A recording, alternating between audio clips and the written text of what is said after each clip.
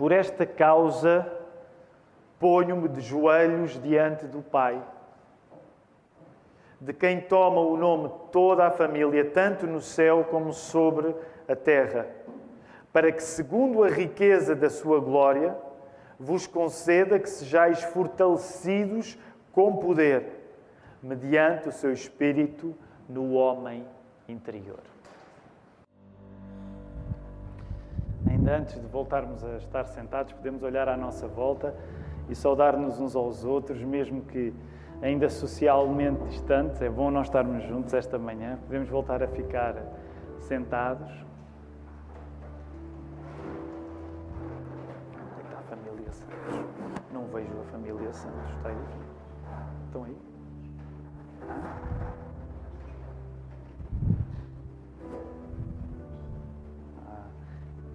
Recebi uma mensagem a dizer: os santos estão cá. E claro que os santos estão cá. A igreja está sempre reunida aos santos. Mas é o Pedro, a Sofia, o Jaime e a Isabela, que estão em Londres há algum tempo. Mas eu quero dar-lhes a oportunidade. Venham cá à frente só para saudar-nos, porque é bom quando estes santos em particular estão cá. Venham cá à frente para nos poderem cumprimentar também. E eu agora estava à procura deles e não os estava a encontrar. E o Joel, obrigado, Joel. E o Jaime, já não é bem o Jaime que nos deixou. Mesma coisa a Isabela. Força. Bom dia, irmãos. É bom estar juntos mais uma vez. É sempre um grande prazer ver os vossos rostos e que agora meio tapados. Foi um período interessante este do confinamento também para nós, na medida em que pudemos acompanhar, estar mais perto de vocês online e, portanto, isso foi uma bênção também para nós, enquanto família. E estamos muito felizes por estar aqui mais uma vez. Obrigado por nos receberem. Sofia, não queres dizer nada? Força, nem que seja só para ouvirmos a tua voz e nos certificarmos que ainda sabem falar a língua. Ainda sei falar português, sim. Como o Pedro estava a dizer, é muito bom nós podermos vir aqui e continuamos a sentir sempre bem recebidos e em casa. E é bom ver que a Igreja continua a crescer e que ano após ano o número aumenta e a vossa fé permanece e isso alegra-nos muito também. Todas as vezes que vimos aqui, isso traz grande alegria ao nosso coração. Obrigada. Vamos ficar de pé, vamos orar pela família Santos, vamos abençoá-los. Deus Pai, nós somos gratos porque, ó Senhor, só Tu conheces os domingos das Tuas igrejas e há domingos em que dizemos adeus, há domingos em que dizemos olá e é saboroso quando aqueles que Tu já juntaste aqui voltam a estar connosco, Senhor, e nós pedimos a Tua bênção para a família Santos, para a vida do Pedro, para a vida da Sofia, do Jaime e da Isabela, que Tu sejas com elas, Senhor, e que Tu possas abençoá-los lá em Inglaterra, que eles fiquem firmes, ó Senhor, que possas dar-lhes a paz e a prosperidade que eles precisam também, Senhor. Obrigado pelo prazer do reencontro. Nós agradecemos, invocamos a Tua bênção e fazemos tudo isto em nome de Jesus. Amém. Podemos ficar sentados.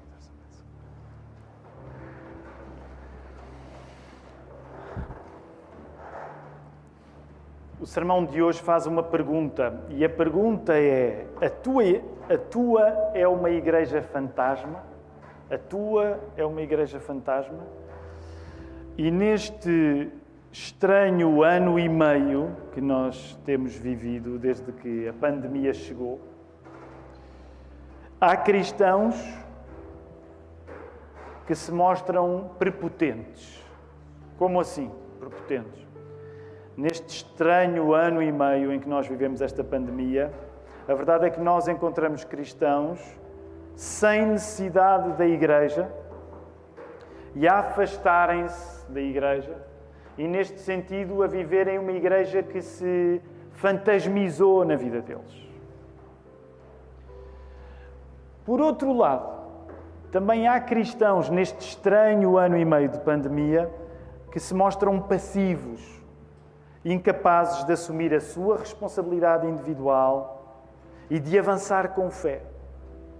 Ora, o plano ao pregar este sermão nesta manhã é dizer que o caminho, naturalmente, para um crente, não é nem ser prepotente, nem ser passivo. O caminho é o de Cristo. O caminho é o do poder de Cristo. E é por isso que nesta hora, ainda antes de voltarmos ao texto bíblico, nós vamos orar para que Deus possa fazer isto acontecer na vida de cada um. Independentemente das circunstâncias que vivemos, porque todos nós que nos juntamos aqui, mesmo aqueles que assistem à transmissão do serviço de culto através da internet, todos nós vivemos circunstâncias diferentes. E por isso estamos a pedir a Deus que faça uma coisa que nenhum de nós é capaz de fazer, que é responder aos anseios de pessoas que são diferentes, mas que todas as pessoas, todos nós aqui reunidos, precisamos de Cristo. Esta manhã vamos orar. Deus Pai, é bom este privilégio da casa aberta desta casa de oração, Senhor, da porta aberta desta casa de oração. Há muitas outras igrejas, graças a Ti, que abrem as Tuas portas e nós agradecemos-Te porque Tu estás a aliviar-nos desta pandemia e pedimos que nos dês a sabedoria e a coragem para avançarmos além dela, Senhor. Agradecemos-te por tantos que, mesmo pertencendo a esta igreja, têm tido um papel fantástico no plano de vacinação, de cuidado médico e que nos honra enquanto comunidade vermos estas pessoas a darem um exemplo como Cristo, de serviço, de sacrifício. Senhor, nós agradecemos-te pelo descanso que Tu tens dado a tantos durante estes meses de verão. Senhor, nós agradecemos pelo privilégio de, ao abrirmos a porta, podermos voltar a reencontrar-nos. Há alguns que não vemos há algum tempo. Ó Senhor, são tão distintas as circunstâncias de cada um de nós que só Tu, como Deus, tens o poder de valer nesta manhã a partir da Tua palavra. E por isso nós pedimos que Tu me possas guiar a pregar a Tua palavra. Ó Senhor, nós pedimos que Tu nos possas guiar a ouvir a Tua palavra. Nós pedimos que Tu possas encaminhar a nossa mente a compreender, a discernir estas coisas espirituais e aplicá-las à nossa vida de carne e osso. Nós pedimos que Tu possas guiar as nossas emoções ao ouvir esta palavra e ao aplicar esta palavra depois nas suas vidas, Senhor. Há tanta coisa difícil que nós pedimos que Tu faças, porque nós não somos capazes. Mas obrigado que nós não estamos sozinhos. Não só estamos acompanhados uns dos outros, mas estamos acompanhados por Ti, que és Deus Pai, Deus Filho, Deus Espírito Santo. Levanta aqueles que estão abatidos. Abate aqueles que estão orgulhosos, Senhor. Faz isto no Teu amor, para que no final, independentemente de podermos ser corrigidos, nós estejamos encorajados. Nós oramos estas coisas todas, em nome de Jesus. Amém. Amém.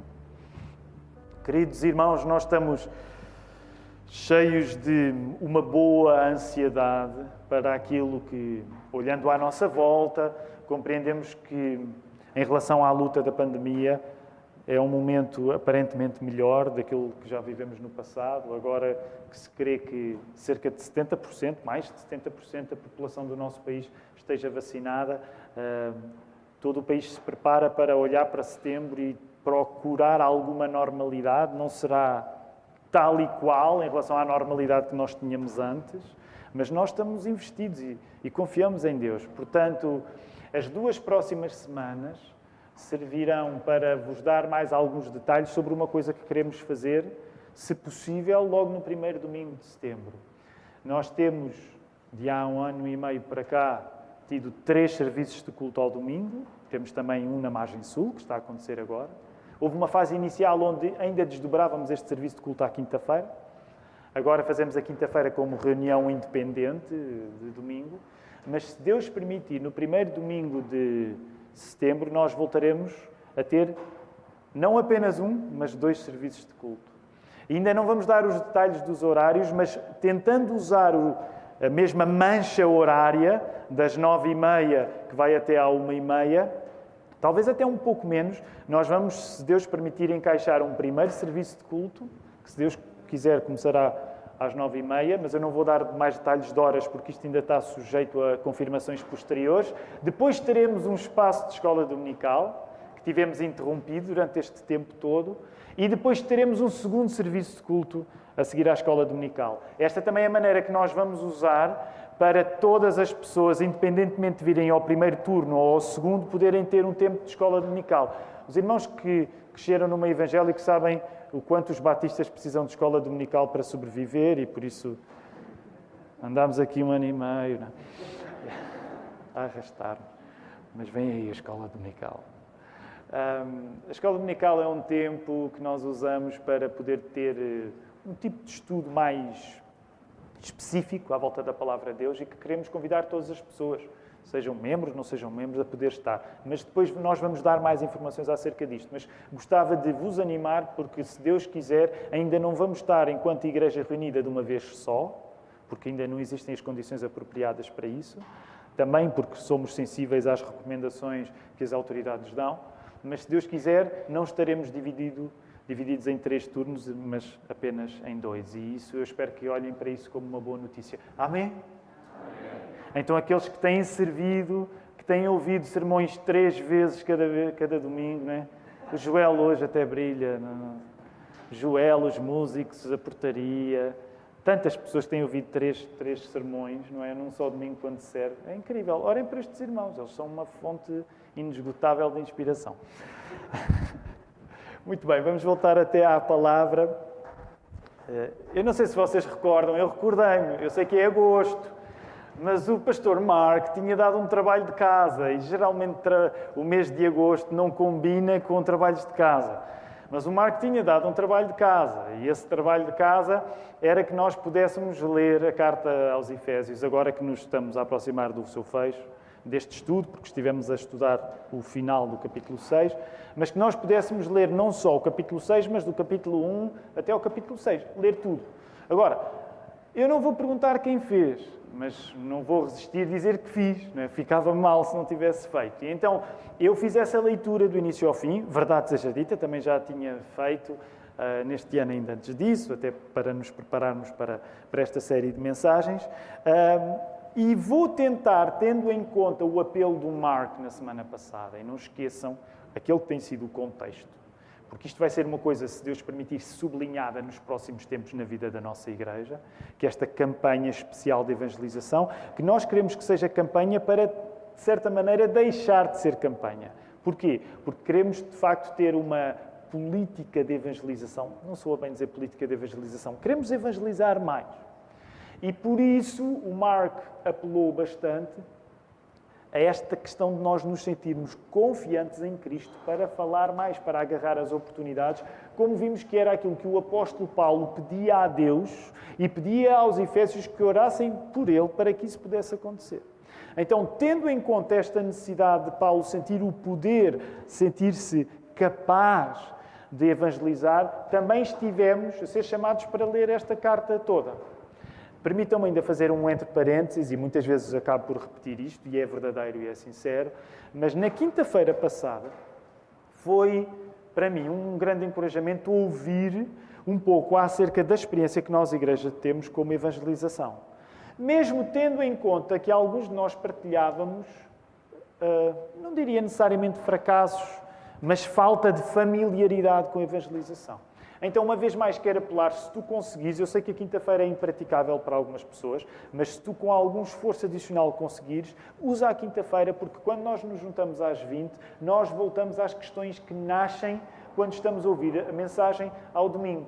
Por isso mesmo, também volto a apelar, quando estás a ouvir esta mensagem, se há alguma inquietação que sentes, se há alguma questão que te surge, toma nota, porque partilharmos essas coisas é a maneira como nós crescemos enquanto corpo. Por isso, se tu estás a ouvir-me agora e há alguma coisa que eu disser que te pareça difícil ou até impraticável, toma nota disso e envia para geral@igrejadalapa.pt, ou se tiveres o meu número, podes enviar para o WhatsApp, porque à quinta-feira nós voltamos e digerimos estas coisas em conjunto. Na quinta-feira foi muito interessante o facto de partilharmos, muitos de nós, as experiências que tínhamos tido no passado acerca da evangelização. Voltando aqui à carta aos Efésios, se eu pudesse resumir, e nós hoje voltamos a fazer uma coisa que na série de mensagens anterior fizemos, na condição cardíaca, que é, se calhar aconteceu até com alguns de nós durante estas últimas férias, quando nós queremos conhecer um lugar, mas não temos muito tempo para o conhecer, e não temos a oportunidade de andar por esse lugar, mas temos de fazer isso de carro. Não é? Então fazemos de carro e é uma visita mais rápida, nós não estamos a conhecer o lugar em detalhe, mas estamos a ter uma ideia geral do lugar que visitamos. Então hoje, de certa maneira, o que nós estamos a fazer, o que eu quero fazer convosco na Carta aos Efésios, é novamente fazer aqui uma volta de carro turística, não no sentido negativo de ser turista, mas no sentido abrangente. Temos uma perspectiva abrangente. Se eu tiver de resumir esta cidade que a Carta aos Efésios é, tendo em conta a preocupação positiva que o Mark tem trazido acerca de evangelizarmos mais, a maneira como eu resumiria esta carta que Paulo escreveu aos Efésios era assim: que a coisa poderosa de Cristo ser o auge de tudo nos dê poder.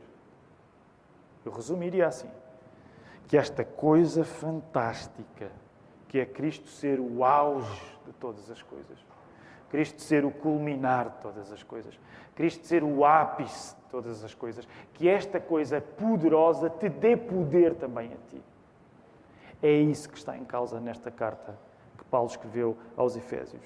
Agora, vamos por partes, fazer o tal caminho rápido por esta cidade, que é esta carta, para que aquilo que eu disse em súmula poder ser visto parte. E por isso eu vou pedir que tu pegues na tua Bíblia e vais ter de folhear agora um pouco, está bem? Andar um bocadinho, sobretudo nos primeiros 4 capítulos. Se estiveres no papel, folheia. Se estiveres no digital, swipa, faz o que tens a fazer. Então, vamos começar pelo início.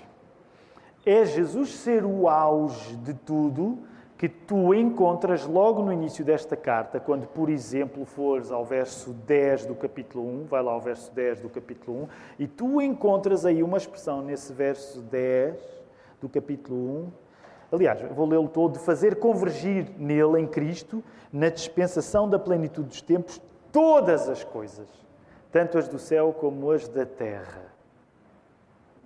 Paulo está a dizer que o que está em causa no Evangelho é todas as coisas serem congregadas em Cristo. Isto é incrível, porque há aqui uma reciprocidade. Todas as coisas devem ser congregadas em Cristo, porque nada há que exista que não tenha sido criado por Cristo. Porquê é que nós, como cristãos, temos a mania que todas as pessoas se devem converter? Porque não há nenhuma pessoa que exista sem que tenha existido através do poder de Cristo. Portanto, resumindo, a razão da tua existência e a razão da existência de qualquer coisa, e eu sei que é um grande feito, resumir em poucas palavras a razão da existência de todas as coisas, mas a razão da existência de todas as coisas é que tudo possa ser congregado em Cristo. E esta é uma história incrível. E é uma história incrível que começou a ser desenhada particularmente com um povo, que é o povo judeu. Acontece que esta história incrível se amplia, é essa a vocação do apóstolo Paulo, falar da amplitude desta história, porque ela já não diz respeito apenas aos judeus. Ela diz respeito aos Efésios há 2000 anos. Vejam bem, ela diz respeito a ti, que dás por ti, neste 22 de agosto de 2021, em Lisboa, na Lapa. Ela diz-te respeito a ti porque provavelmente não tens origem judaica, se tiveres, então és a exceção. Mas nós que somos gentios fazemos agora parte desta história. E é isso que tu encontras em 2 versos que nós já mencionámos ao longo dos últimos domingos, mas volta lá a esses 2 versos, capítulo 2. Verso 11 e 12, quando se diz aí: estáveis sem Cristo, separados da comunidade de Israel e estranhos às alianças da promessa. Esta trama cósmica, todas as coisas serem congregadas em Cristo, isto começa com os judeus, mas isto amplia-se além dos judeus, há espaço para os efésios nesta história, há espaço para portugueses até, portanto é mesmo uma história incrível, que até um português consegue entrar lá, portanto há espaço para isto tudo, e esta história, vê bem, esta história serve para tu seres corroborado com poder. Vai ao capítulo 3, ao verso que nós lemos, porque nós fizemos precisamente esta leitura. Capítulo 3, verso 16. Algumas traduções diz corroborado com poder, outras diz fortalecido com poder. Essa é a nossa verdadeira vocação. Avança aí para o verso 1 do capítulo 4. Também é essa ideia que tu encontras aí. Rogo-vos, pois eu, prisioneiro no Senhor, porque Paulo estava preso por esta história fantástica, porque esta história fantástica chocava aquele tempo. Paulo estava preso por pregar a história da ampliação da promessa aos judeus, agora aos gentios. E ele diz, rogo-vos, pois eu, prisioneiro no Senhor, que andeis de modo digno da vocação a que foste chamados. Sabes qual é a vocação? Sabes para que é que tu foste criado? Sabes para que é que a tua vida serve? A tua vida serve para que o poder de Cristo, ser o auge de tudo, te dê poder também. Vocês gostam desta ideia? Eu gosto. A tua vida serve para que o facto de Cristo ser a coisa última da existência te dê poder. Agora, há aqui um aspecto importante nisto. É preciso continuar a ler e compreender que o poder que começa em Jesus e se estende a nós não acontece fora do projeto da edificação do corpo de Cristo, que é a Igreja. Vai aí ao verso 12 do capítulo 4. O que é que diz aí? Com vista ao aperfeiçoamento dos santos, para o desempenho do seu serviço, para a edificação do corpo de Cristo. Sabes, tudo o que é fantástico no cristianismo e diz respeito à tua alma, porque quando tu és cristão, tu deves estar preocupado com a tua alma. Tu deves estar preocupado com a tua alma. É bom que tu penses na tua alma. E tu vais viver essa preocupação que tens com a tua alma, e nesse sentido é uma coisa bastante individual, é certo, mas tu não podes viver a preocupação que tens com a tua alma sem ser na comunidade onde Cristo te colocou, que é a Igreja. Portanto, tudo o que é fantástico no cristianismo, sendo individual, vive-se comunitariamente. Eu quero sublinhar hoje estes contornos comunitários, porque muito à custa deste último ano e meio de pandemia, em que nós estamos a viver a Igreja, que é esta comunidade, reconhecemos que se perdeu a rotina normal que tínhamos antes, certo? Nós precisamos hoje de um momento especial, porque agora que planeamos regressar a esperamos, alguma coisa mais parecida com o passado, a nível de normalidade da Igreja, nós reconhecemos que pelo facto de termos passado um ano e meio num contexto muito diferente de Igreja, provoca circunstâncias particulares onde nós não estamos com muito discernimento para compreender o que é que está a acontecer connosco. E deixem-me dizer isto desta maneira. Sabem, há um ano nós já estamos em pandemia. E agora falo pensando, por exemplo, naquela que é a conversa que nós temos tido ao longo do tempo entre pastores. Mas há um ano, nós já estamos em pandemia, mas as pessoas não estavam como hoje estão. Eu não estou a dizer que nós hoje estamos necessariamente pior do que estávamos há um ano, mas os efeitos de não podermos viver a Igreja da maneira normal são visíveis entre nós. E nós, como pastores, sabemos que temos de tratar disto. Porque a Igreja não foi criada por Cristo para ser um lugar de poder onde nós não conseguimos beneficiar de todos os recursos que ela tem para nos dar. Por isso significa que agora quero aplicar brevemente isto à nossa vida, fazendo pensar sobre dois extremos que nós podemos estar a cair hoje em dia, tendo em conta que temos um ano e meio na mochila de estranheza, de uma vida em igreja que não é normal. Qualquer pessoa concordará comigo, certo? Tu nunca viveste um ano e meio em igreja como este último ano e meio foi. Não estou a dizer que, se calhar, talvez nem sequer seja o pior ano e meio que tu já viveste em relação à igreja. Podes até já ter vivido anos e meios em que nem sequer na igreja estavas. Mas é verdade que este ano e meio, o último, tu viveste com uma relação com a igreja que não é normal. Então há dois riscos. Há mais do que dois, mas eu vou falar pelo menos em dois riscos. O primeiro risco é a igreja se tornar fantasma na tua vida. É por isso que o sermão pergunta, a tua é uma igreja fantasma? O risco nesta normalidade tão estranha que nós vivemos no ano e meio último é que a igreja se torna fantasma porque perde carne e osso na tua vida. E vou-te dar um exemplo ainda mais radical daquele que nós vivemos aqui na Lapa. Eu não sei se vocês têm ideia, e às vezes eu tenho quase um certo prazer perverso em dizer isto, mas Sabem, há sítios no mundo onde as igrejas estão muito pior do que nós. Sabem, por exemplo, o Andrei agora esteve connosco e, portanto, conversando com ele, ele está a estudar na Bélgica, e uma das coisas interessantes é que ele fala-me da realidade da Bélgica. E sabes, por exemplo, há muitos países como a Bélgica, pelo menos algumas igrejas na Bélgica estão nesta circunstância, há muitos países no mundo atualmente onde as igrejas estão fechadas desde março de 2020. É verdade. Há muitos lugares no mundo em que as igrejas estão fechadas desde março de 2020. Fazem coisas na internet, é certo, é melhor isso do que nada, mas estão fechadas. Graças a Deus nós não estamos fechados.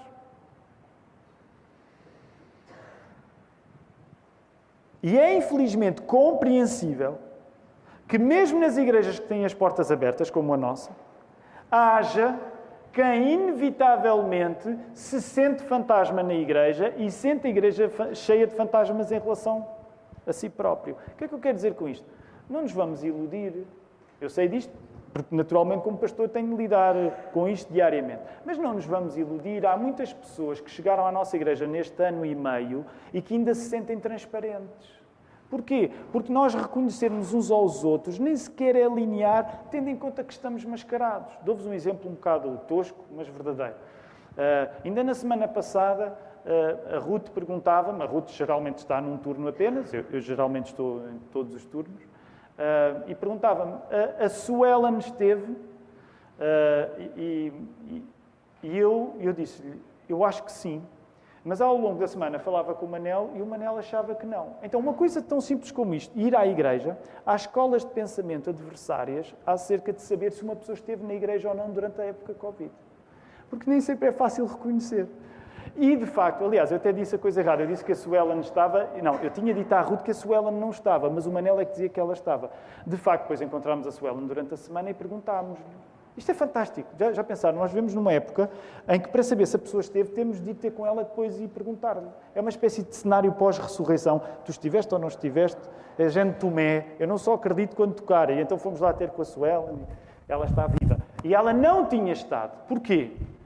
Porque nem sequer é fácil, eu não estou a dizer isto para me desculpar, mas às vezes não é fácil eu perceber quem está ou não está quando nós estamos mascarados. Isso significa que, por exemplo, e esta é a experiência de alguns de vocês que chegaram à Lapa durante a pandemia, vocês ainda estão para conhecer uma igreja normal.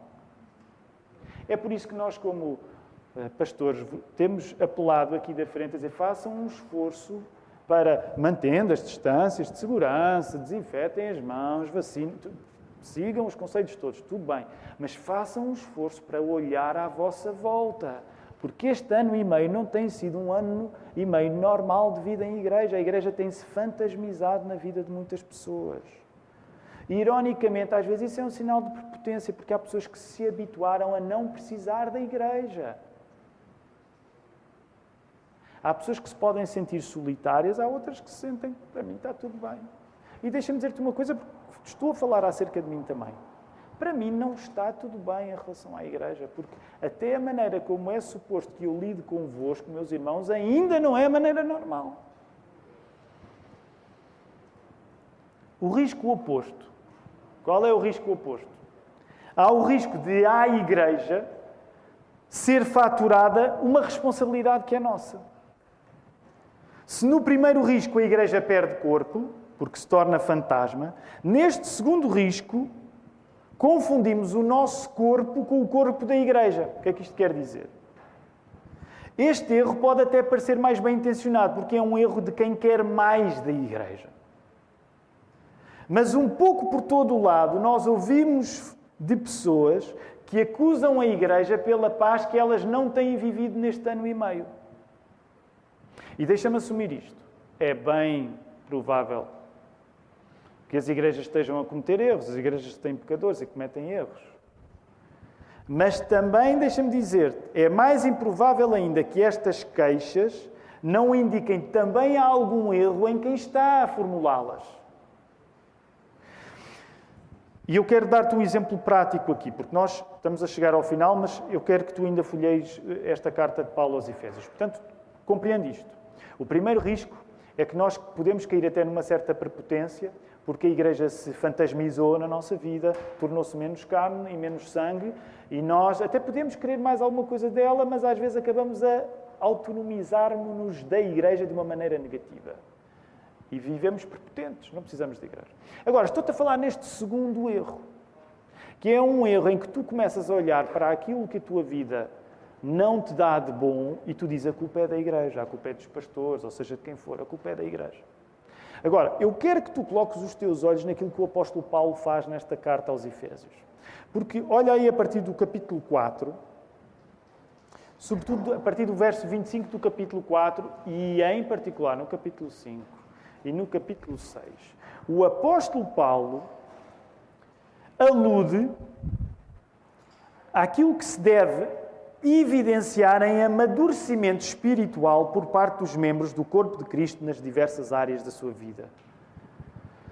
O que é que o apóstolo Paulo estava a dizer àqueles Efésios e que eu quero aplicar hoje a nós aqui na Lapa? Se o que está em causa é a coisa poderosa de Cristo ser o auge de todas as coisas, te dar poder, isso significa que tu não vives isso fora da Igreja, mas significa que quando tu vais para a tua vida familiar, quando tu vais para a tua vida de igreja, quando tu vais para a tua vida profissional, quando tu vais àquilo que tu vês aqui o relacionamento entre pessoas na igreja, a partir do final do capítulo 4, quando tu vês o relacionamento entre marido e mulher no capítulo 5, quando tu vês o relacionamento entre pais e filhos, quando tu vês o relacionamento entre senhores e servos, o que o apóstolo Paulo estava a dizer é: vocês são responsáveis agora por, em cada área da vossa vida, viverem de acordo com o poder de Cristo. Fazendo aqui um curto-circuito muito breve. Se tu não te podes tornar prepotente em relação à Igreja e perderes o relacionamento com a Igreja, tu também não podes imputar à Igreja que ela viva a tua vida. No teu casamento, se fores casado, não são as pessoas da Igreja que vão viver a tua vida. No teu trabalho, e vou dar uma caricatura, é óbvio, se tu tiveres um problema do trabalho, não vou ser eu, nem o Filipe, nem o Marco que o vamos resolver. Se tiveres um problema na relação com a tua família, tu percebes isto? Tem de haver uma responsabilização. Porque também é nessa medida que se vê o poder que nós temos em Cristo. Ele acontece certamente na Igreja, mas isso ao mesmo tempo nos dá a responsabilidade em que nós usamos a nossa liberdade individual para confiar em Cristo. Ora, nós estamos no início de um novo ciclo da vida da Igreja, preparando o regresso ao trabalho para aqueles que estão de férias ainda, e o regresso a uma rotina que nós desejamos que fosse um pouco mais previsível. Se tu viveres numa igreja fantasma, tu traz uma vida em conformidade, que é uma vida que não chega a ser de carne e osso. O poder de Jesus ser o auge de todas as coisas dá-te poder precisamente neste lugar que a Igreja é. Tu não és chamado a viver de uma maneira prepotente, em que no fundo até agradeces pelo último ano e meio porque deixaste de depender tanto da Igreja. Agora até desta encrente online, tu não és chamado a não precisar da Igreja, porque a Igreja é o lugar onde o poder de Cristo vai chegar até ti. Amém? Mas, ao mesmo tempo, tu não és chamado a ser um crente passivo, que não assume o poder que Cristo te dá para, em conformidade, agires aqui na comunidade, aqui, ali no trabalho, nas tuas relações familiares, por aí fora. São grandes objetivos que nós temos agora, pensando no futuro que aí vem. Não coloques isto em termos da tua capacidade. Capacidade para tu fazeres estas coisas tu não tens, eu também não tenho. Mas como o Marco falava nos últimos domingos, isto tem a ver acerca da confiança que nós temos em Cristo. E quando nós confiamos em Cristo, nós podemos ser felizmente incapazes para sermos obedientes. Que o Senhor nos possa ajudar. Eu quero convidar-vos a poderem ficar em pé. Nós vamos orar.